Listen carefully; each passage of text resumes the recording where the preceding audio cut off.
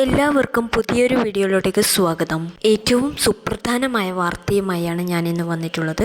അവധി അറിയിപ്പുകൾ ഏറ്റവും ആദ്യം അറിയാൻ വേണ്ടി ഈ ചാനൽ സബ്സ്ക്രൈബ് ചെയ്യുക. അതോടൊപ്പം നിങ്ങളുടെ കൂട്ടുകാർക്ക് ഷെയർ ചെയ്ത് കൊടുക്കാനും മറക്കരുത്.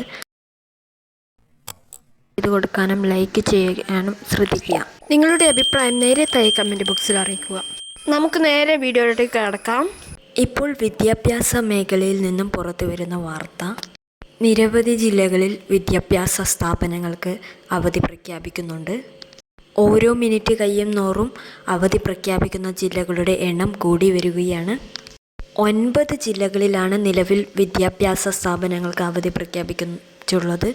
അതിൽ 5 ജില്ലകളിൽ പ്രൊഫഷണൽ കോളേജുകൾ ഉൾപ്പെടെയുള്ള വിദ്യാഭ്യാസ സ്ഥാപനങ്ങൾക്കാണ് അവധി പ്രഖ്യാപിച്ചിട്ടുള്ളത്.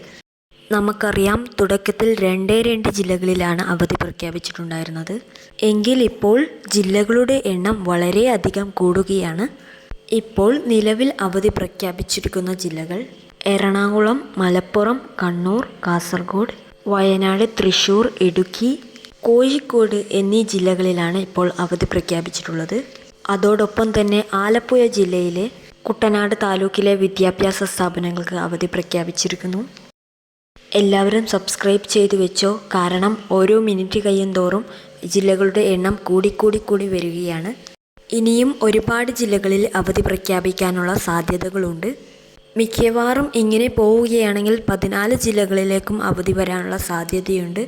കാരണം ഓറഞ്ച് അലർട്ട് നിലനിൽക്കുന്ന ജില്ലകളിൽ പോലും അവധി പ്രഖ്യാപിക്കുന്നുണ്ട്. കേരളത്തിലെ പല ഭാഗത്തും കനത്ത മഴ തുടരുകയാണ്. തെക്കൻ കേരളത്തിൽ ശക്തമായ മഴയാണ്. വടക്കൻ കേരളത്തിലാണ് അവധി പ്രഖ്യാപിച്ചതെങ്കിലും തെക്കൻ കേരളത്തിലും ശക്തമായ മഴ പെയ്യുന്നുണ്ടെന്ന്. അപ്പോൾ തെക്കൻ ജില്ലയിലെ ആലപ്പുഴ ജില്ലയിൽ മാത്രമാണ് അവധി പ്രഖ്യാപിച്ചിട്ടുള്ളത്. ആലപ്പുഴ ജില്ലയിലെ കുട്ടനാട് താലൂക്കിൽ മാത്രമാണ് അവധി. ഇനി അവധി അറിയിപ്പുകൾ വരികയാണെങ്കിൽ അത് ഏറ്റവും ആദ്യം അറിയാൻ ഈ ചാനൽ സബ്സ്ക്രൈബ് ചെയ്തു വെക്കുക.